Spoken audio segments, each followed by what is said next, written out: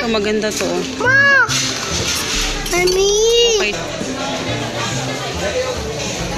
So, ay ito. 1 to 85. Ah, set na siya. Grabe. Ang laki naman ito. Grabe. Ha? So, mabili ako nito. Wait.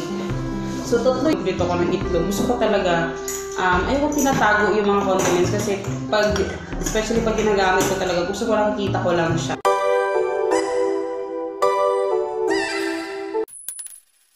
Ay! Eto. 129 yung ganito. Na, para star, mga! Para star! Ito maganda to. Ma! Mami! Okay din to. Oh, wait lang, wait lang. Ito medyo mahal lang to for 19. Para Gusto ko ng ganito, guys. Magkano ba to? Ba't ang mura nito? Copper ba to? Copper? Ba't ang mura?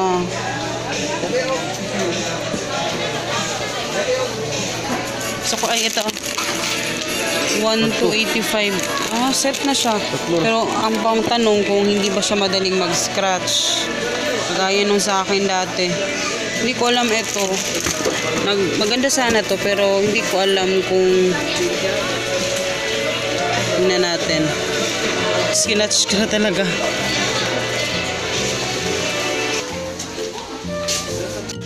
Grabe yung colorful talaga dito.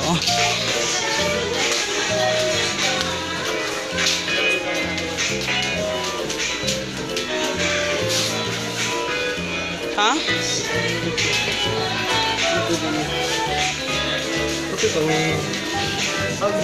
Grabe. Ang laki naman ito. Grabe. Ha? No? Grabe. Kung may negosyo ka, yun yung kailangan mo. Hagrid! Hay nako, Diyos ko, Lord. Faster. Hay nako. Struggle is real.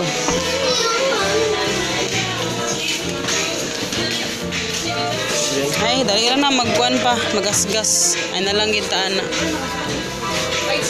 Pressure cooker pa, no?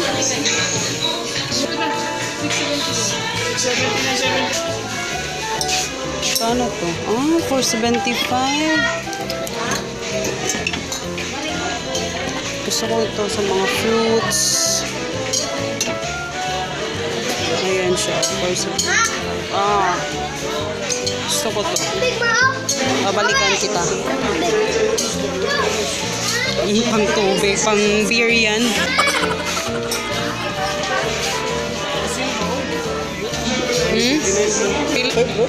Ha? 35. Ala kay gagmay mo gud ni. Measuring spoons. Ito mas mura to dito, 99 lang. Hagrid. Guys, oh. Ito yung gusto kong bilhin, oh. Yung mga ganto. Ito yung mga pet kong mga bilhin. Itong ganto. Lovely to look at. Nice to hold. If you chop it and break it, consider it sold. Yes. So, ayun na nga. Yun yung nangyari kahapon.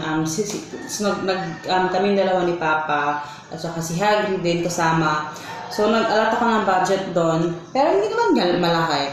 Alam niyo naman ako, talagang pinatry ko pa rin talagang mag-shopping on a budget pa rin. So, naghanap ako. So, doon ako pumunta sa Japan Home Center. Medyo maliit nga lang sa Gaisano.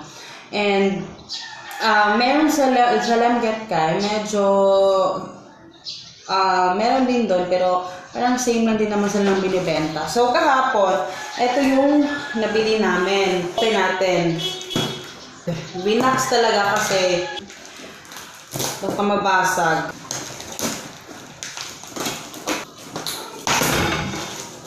Ayan. So excited. So, alam niyo naman na yung aking mga ginagamit na mga lagayan doon is actually mga ni-recycled ko lang.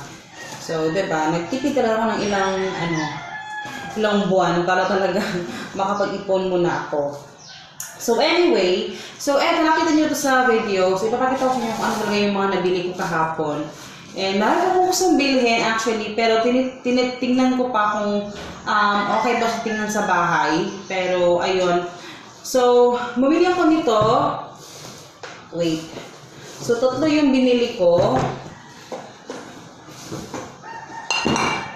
Wait lang. Eto. Actually, gustong-gusto ko to. Matagal ko nang gustong bumili nito. Naghanap kasi ako ng malaki talaga. Pero sabi ni Papa, okay na daw to ganito kalaki. Nakahanap ako dun sa, saan ba yun? Sa may palengke ata. Pero hindi siya ganito yung cover niya. Yung cover kasi nito is, ayan. Pero naka-airtight talaga siya. Secured yung, anong tawag dito, mga cereals. Kasi hindi siya, agad-agad mawawala yung crisp niya.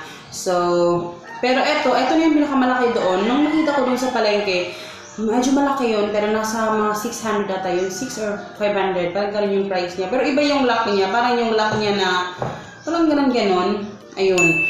And ito, 99 pesos, itong isang ganito. So, ang ilalagay namin dito is, since mga malaki yung binili namin, is yung cereal, yung oatmeal ko, at saka yung pancake mix. Kasi yun naman yun talaga yung ginagamit namin talaga, na medyo maramihan yung binibili ko. Ilalagay lang dito. So, 3 lang yung binili namin kasi yun naman yung pinaka-basic talaga na pag need pa namin ng iba, hindi ko alam kung may stocks pa sila nito. Sana, pag bumili ako ulit. Mas maliit dito. Actually, may mas maliit pa talaga dito. Ayan.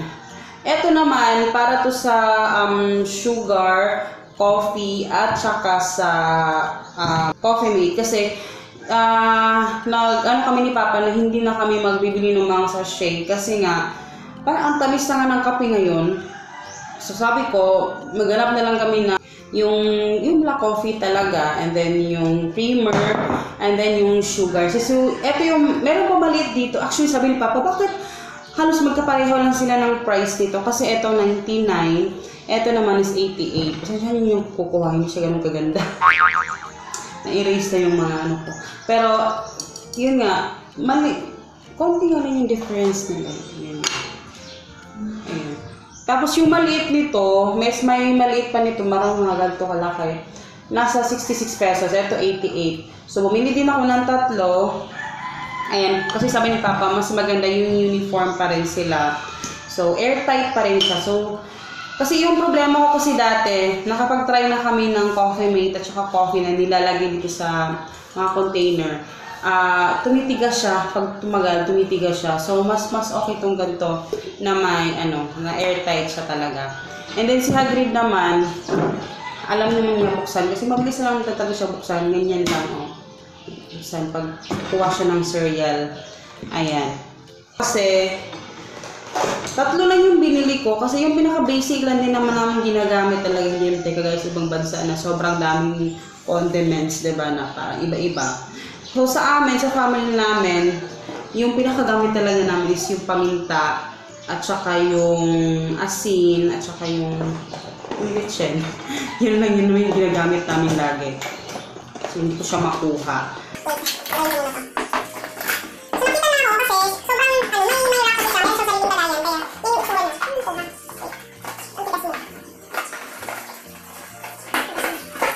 Ito yung itsura niya. Ayan. Yung itsura niya. Ganyan siya. So, 3 piece spice jar with lid and rack set. So, ito siya. So, maganda siyang ilagay kasi gusto ko talaga naaabot ko lang diretso yung asin talaga. Kasi pag nagpiprito ko ng itlog, gusto ko talaga, ayoko tinatago yung mga condiments kasi especially pag ginagamit ko talaga, gusto ko lang kita ko lang siya. So, yan yung actual na itsura niya. And, yun, tinatry ko na din na gawing glass, inunti-unti ko lang, na glass na yung gagamitin ko sa mga, tawag dito, mga jars, ganyan. So, medyo ini-eliminate ko na yung mga plastic. Yung mga plastic sa buhay, gano'n. Hugote. So, ganun yung aking, gagawin. Wait, ano ba to? Tingnan pala siya. So, Tapos, nakakita ko pala ako kahapon kasi gusto kong bumili ng mga, anong tawag dito? Parang yung sa Pyrex na brand, na parang yung mga glass na may ano. So, yun yung gusto kong bilhin next time. Pero for now, dito muna ako nagpo-focus sa mga, kasi binapalitan. Yes, finally, mapapalitan na yung, natin, yung ating lagayan ng cereal at saka yung sa aking pancake mix. Kasi nakita nyo ba yun? Yung mga recycled ko lang yun. Kaya, buti na lang, papalitan na natin siya. And tomorrow, hindi pala, tomorrow or next day. Kasi tomorrow yung grocery namin. So, saka malalagyan na to ng, yung cereal, itatransfer ko na dito. Yung cereal at saka yung aming oatmeal. Yung pancake mix lang naman yung naubos namin. So, ayun. Tapos yung itsura ko tayo, madam na madam ako ngayon. So, yun. I'm so excited. At saka, nakalimutan ko, dapat bibilhin ko sana yung lagayan ng soy sauce at saka yung oil. Parang nakikita ko ba parang hindi ko na-videohan yun. Sabi ko kay Tata, bibilhin ko yung pabalikan ko. Hindi na namin nabalikan. And then, bumili kami ng measuring cup. Kasi actually, before, nag-bake ako. Pero, yung mga measuring cup ko, hindi ko alam kung nasa na nilagay. Wala na, hindi na. Patay na lahat ng measuring cup ko. Yung natira ko dyan, yung Pyrex na glass na measuring cup ko, yun na lang yung natira. And eto, wala kayo makita ang white na kumpleto yung sets. So, eto yung ilalagay namin dito sa loob, especially dun sa cereal ko, kasi yung cereal ko, kailangan half cup yun. So, ito yung half. Nasaan yung 2/3 to eh? Ito yung half. So, ito yung ilalagay ko dito sa cereal ko para isang na lang. Ganyan. And, etong mga maliliit na ganito, ito yung para sa coffee kasi kailangan namin i-measure yun. So, ayan. Blue lang yung ko. Ayoko nang, kita na ko dun kasi alam mo naman ako, kita ko dun sa mga colored na mga, vlog ko ito yun, yung mga colored na ganito. Kaso, sabi ni Papa, wag daw yun. Ito na lang daw. So, ito na lang yung binili namin, yung color green. So, yun. Actually, yun lang naman yung binili ko kahapon. Ang secret lang na pinipakita sa inyo kasi parang tinatry ko ng gumastos na. Kasi ilang ako na nagtitipid talaga ako. Pero ngayon, tinatry ko na unti-unti nang palitan yung mga namin, gamit namin. So, para at least hindi na kami mahirapan pagdating ng time. So, yun lang yung gusto ko ipagkita sa inyo. Inano ko lang kasi kahapon hindi ko na na-haul kasi nga, gabi na kami nakauwi. So, ngayon ko lang siya na-haul. I'm so excited talaga. So, tanggalin nga natin to. Ayan. Tapos, maglalagay lang ako ng mga label dito.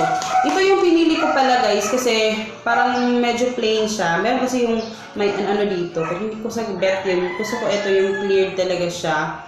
And, ayun. At saka perfect ito sa amin yung size niya kasi nga, kami lang naman tatlo, diba? So, mas okay yun para maubos namin diretso yung mga binibili namin. So, ayun. So, abangan ninyo. Marami pa akong gustong i-share sa channel na to. Marami pa akong gustong i-share sa inyo ng mga still on a budget na mga gagawin ko. Alam niyo naman ako, diba? Basta pasok sa budget, go. So, ayun lang guys. So, I hope you guys enjoy. And sana ay abangan nyo yung after mag-grocery, malalagyan na to lahat. And, yeah, I'm so excited. Ang dami kong gustong gawin. Ang dami kong gustong ipakita sa inyo. And please comment down below guys. Kung ano po yung gusto nyo makita na dito sa channel, gagawin natin. Mag-comment kayo sa baba kung ano yung mga recommendations ninyo. Para at least, diba, mapag-isipan ko kung paano ko siya gagawin, diba? So, ayun. So, I hope you guys enjoy. And please, like this video kung nagustuhan ninyo. And huwag kalimutan mag-subscribe and like it. Ano ba parang like. And follow nyo ko sa Facebook, Instagram, Our Family Budget. And see you in my next video, guys. Bye-bye! So, ayan na siya, guys. Ayan yung lahat na nabili ko. Ayan.